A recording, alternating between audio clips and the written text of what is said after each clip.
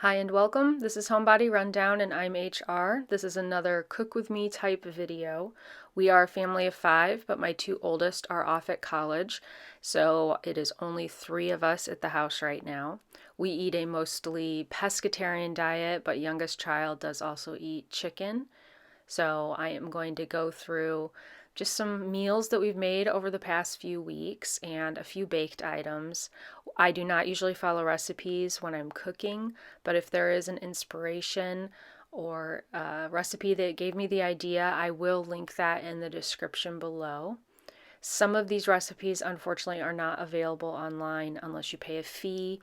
I tend to get them out of cookbooks that I just get from the library, so that's how I manage to find them. So most libraries probably have access to these books as well.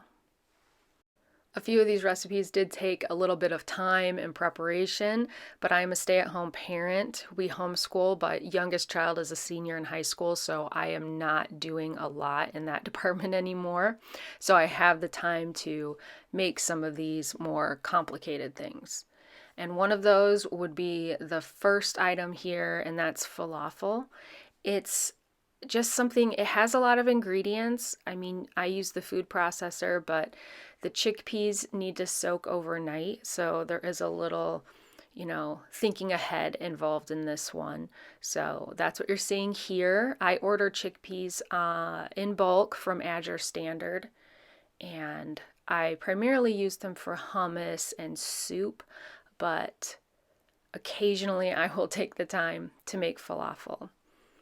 Now, if we had a good restaurant around us that sold falafel, I would just get it from a restaurant, but we do not.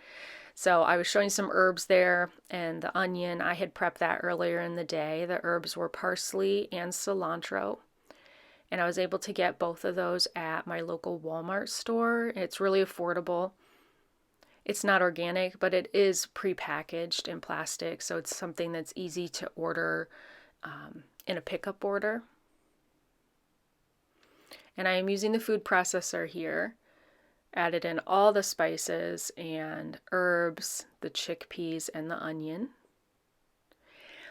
And this pretty much maxed out the capacity on this food processor. I think it was probably a little too much. I mean, here you can see it's going. But I took part of it out just so I could get it a little more fine and then added it back in. And here's how it's looking. Very green, yellow from the herbs. At this point, I realized I forgot to add garlic. I didn't have any fresh garlic. This is roasted garlic. I roast it in the oven with olive oil. And I also added in baking powder. And falafel, the recipe says to deep fry. I am not deep frying, I am pan frying. I just don't deep fry anything, so I'm just a little hesitant.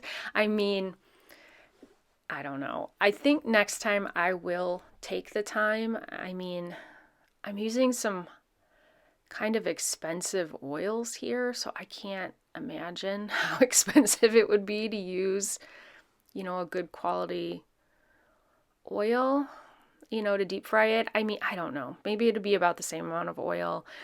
The falafel do absorb a lot of it. So one of the recipes I was looking at had a dip to go with the falafel that included tahini. I have made tahini dip in the past, so here it also has parsley, salt, roasted garlic, lemon juice. And I'm not a fan of tahini dips. I like tahini flavor. I don't know why. I feel like it's just a little, I don't know, heavy, I guess. I just prefer to make this dip with just the yogurt and not the tahini. I make a very similar yogurt dip for salmon cakes. I tasted it, I added in more lemon juice and seasoning. This is black pepper, garlic powder, onion powder mix. There is also dried dill in here. These are chopped roasted red peppers and fairly finely chopped red onions. So this was totally good and fine. I just personally would not have the tahini in it. Here are how the falafel look. They were crunchy on the outside, which was really nice. They were a little dry, a little bit dry inside, but nothing too terrible, and we totally ate all of these. I added chopped dill pickles on the side, and I had arugula lettuce in the refrigerator that really needed to be used up. Just added a simple seasoning and olive oil to the lettuce. Here is how they look inside. The color is really nice, and the flavor was very good. I don't always have fresh herbs to add into falafel. Sometimes it's just dried herbs. So the flavor was really nice from the fresh herbs. Making a salad, I'm going to use up the rest of that lettuce. This is Italian farro. I buy this at Whole Foods. I am cooking this on the stove with low sodium vegetable bouillon and salt. While that's cooking, I'm chopping up green peppers and tomatoes. These had awesome flavor because my mom grew these in her garden and gave them to us, which was so really, very nice. More chopped red onion, and I still had herbs from the falafel the day before, so I added in parsley. To make a dressing, this is olive oil, and I don't usually add this much sweetness to a dressing, if any, but I thought I would try it. So that's honey. It's just kind of set up a little bit. Lemon juice, red pepper flakes, garlic powder, onion powder, black pepper, and I will add in salt. I make it in a little jar sometimes, just then I can shake it. Oh, this is roasted garlic powder.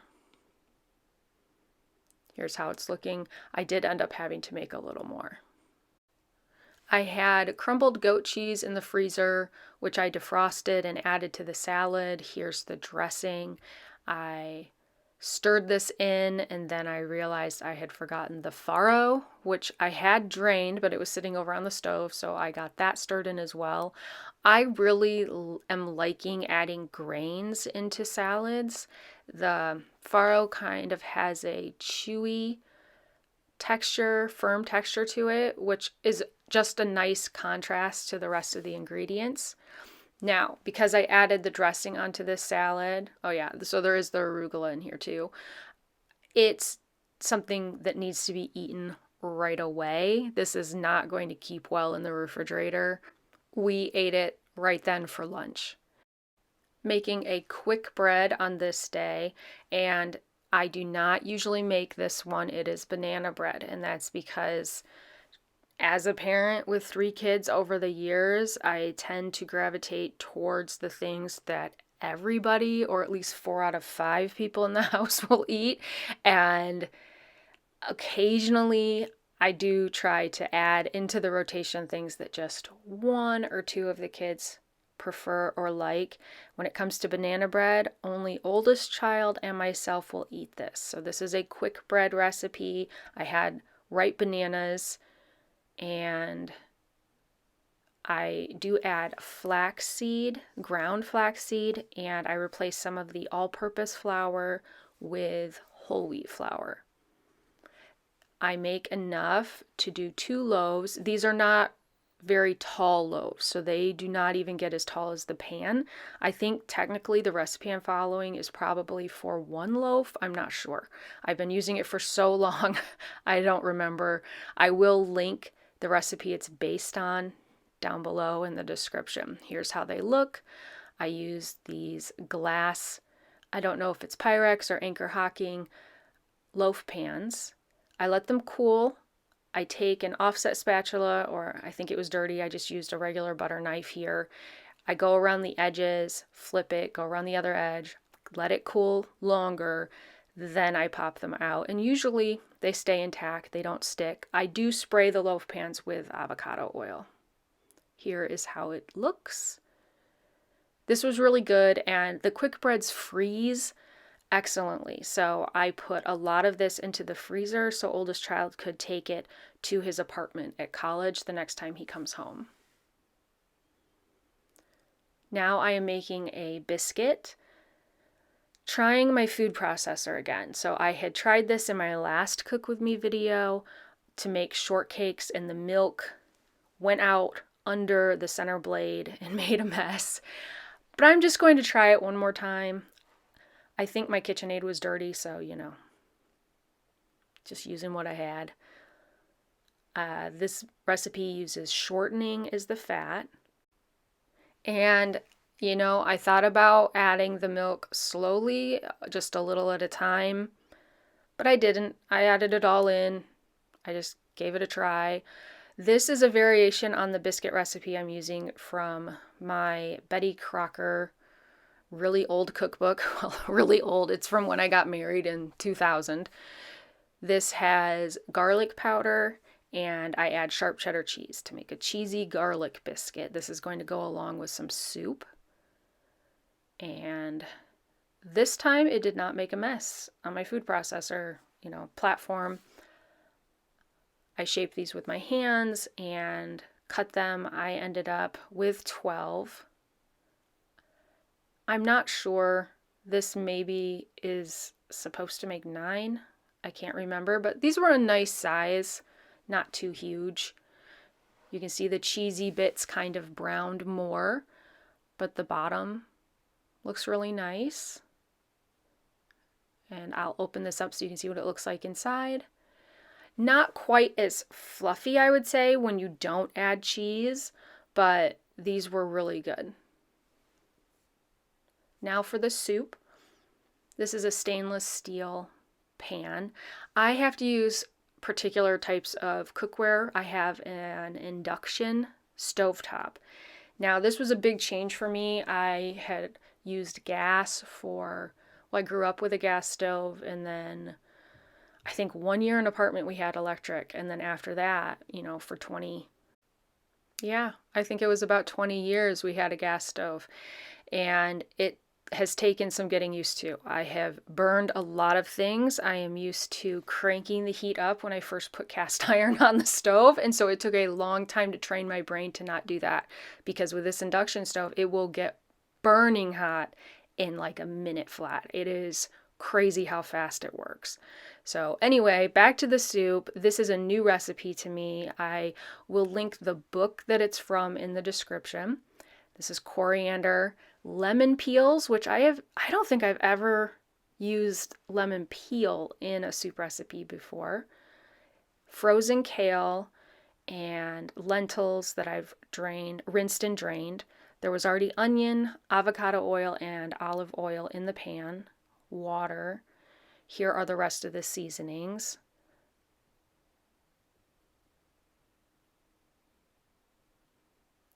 Here's how it's looking. And I am not following this recipe exactly. So you are supposed to use fresh sweet potato. I had already cooked sweet potato in the freezer that I wanted to use up. So instead of adding it earlier in the cooking process, I added it at the end because it just needs to get warmed up and add a little flavor to the soup. I pulled out the lemon peels and added in lemon juice here at the end. The color on this is really nice. I really like that pop of orange in the soup. Here are all the peels. Now, I did count them before I added them in, so I would remember how many to look for. And this is fresh parsley, which it needed that really brighter green to have a more, you know, a nice aesthetic when you look at it, because the kale becomes kind of less pleasant green, I guess you would say. And I really love these 2-cup Pyrex glass dishes. They make for an excellent just individual serving size, and my husband and I tend to eat leftovers for lunch and we don't eat at the same time, so that way we can just grab what we want and it's easy to warm up quickly. Next up are ginger snaps. I always think of ginger snaps as being a very easy cookie, I guess because it doesn't have butter. So I don't need to think ahead and let the butter sit out and come to room temp or microwave the butter and make more dishes. It just uses shortening as the fat. At least this recipe that I use, I believe it is also from the Betty Crocker cookbook. I will link it below. I think it is online, or a very similar version is online. And despite the name, at least the way I make these and the amount of time I bake them, they do not snap. This is a soft cookie. They stay soft. I would imagine if you just bake them a little longer, you could get a crunchier cookie, but we prefer them to be a soft cookie. I really like the flavor on ginger snaps, so it is a strong flavor because it has the molasses and brown sugar, and this is definitely one of our favorite cookies, and they freeze really well. Since these are just for my family, I replaced part of the all-purpose flour with whole wheat flour, or at least that was my intention. The recipe calls for 2¼ cups of flour. I put in 1 cup of whole wheat flour, and then I wanted to put in 1¼ cup of all-purpose. And I just looked at the recipe and I put in 2¼ cups of all-purpose. So I didn't film it. I guess I was probably a little flustered and annoyed. So anyway, when I started mixing it, I could tell something was wrong. It was way dry. So I had to stop and do the math because I had 1½ the flour, so I had to 1½ all the other ingredients, but I figured it out. It's not complicated, it's just a little time consuming. And here is how they looked coming out of the oven. I did dip these in sugar.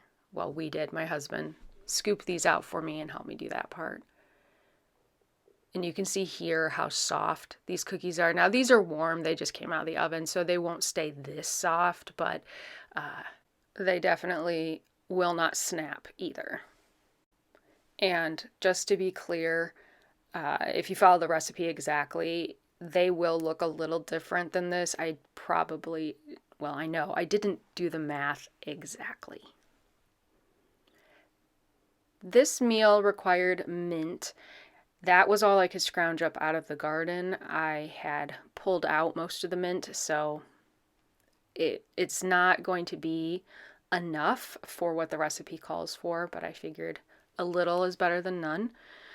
This recipe uses the harissa. This is like a spicy red pepper sauce. It's delicious. It's also really expensive, so I only buy it when it's on sale. I'm using bulgur wheat and red lentils. I had some onions that I had already chopped, and I chopped them in the food processor. That's why they look so minced up there. Lemon peel and mint are going into this condiment, the side for the dish, and this is all the mint. It's all in here. I'm not going to have any to actually put into the soup that I am making. There's also salt and pepper. Now, I only have low-fat Greek yogurt. This would be more delicious if you use full fat. This is an Instant Pot recipe, and the recipe is a Bulgur red lentil soup. I'm sorry, I don't remember the exact name. I will write that in the description. I got it out of a Milk Street Instant Pot cookbook. I will link the cookbook in the description. I cannot link the recipe. It is behind a paywall. I don't think it's expensive to access it. It's like $1, but I just get the books from the library so I can, see all the recipes and just pick and choose the ones I want without spending any money. So this is a lot of paprika. The butter that I was browning earlier, you take that out of the pot to serve on top of the soup when it's done. So getting in all the ingredients, and I don't have the mint. I believe you are supposed to add mint into this, which I'm sure would add a lot of flavor, and I just didn't have it. So the recipe does an excellent job of timing on cooking these grains. They were really perfectly done and not overdone. You add all the condiments onto the top of the soup. That's more harissa, the yogurt sauce, and the brown butter. The brown butter was really decadent. I have never done that before. It's good, but I would not do that part in the future just because I'm middle-aged and I need to, not consume excess cholesterol. So And it didn't need it, in my opinion. I don't think I would do the yogurt sauce either. I would just add a little Greek yogurt and more harissa and call it good. Well, actually, a squeeze of lemon juice would probably really help too. Okay, the final recipe for this video is going to be apple bread. I already made banana bread. This is the same recipe. I just modify it a little bit. So banana bread, I add a little bit of nutmeg. Apple bread, I do not. And then obviously, instead of bananas, I use apple sauce. So I guess this is an apple sauce bread. I have used fresh apples that needed to get used up, but just using the applesauce is way easier. I modify the recipe just like the banana bread. I will add flaxseed, and sometimes I replace all of the all-purpose flour with whole wheat flour. I also add a lot more cinnamon than the original Betty Crocker recipe calls for. And you know, I add less sugar too. So I really do modify this original recipe quite a bit. It's just one of those things. If I am baking something often for my family, I will typically just keep reducing the sugar to kind of see at what point it's still acceptable but has less sugar in it. I think I just take out like a quarter cup of the sugar. And the applesauce that I use is unsweetened applesauce. This turned out really well, and it does freeze excellently. I frequently will freeze it when my older two kids are not home. If they are home, I don't need to bother. It will all get eaten within, 4 days or so. I do keep it in the refrigerator though. I keep most of my baked goods in the refrigerator. It was nice to try a couple new recipes. That was the soup recipes.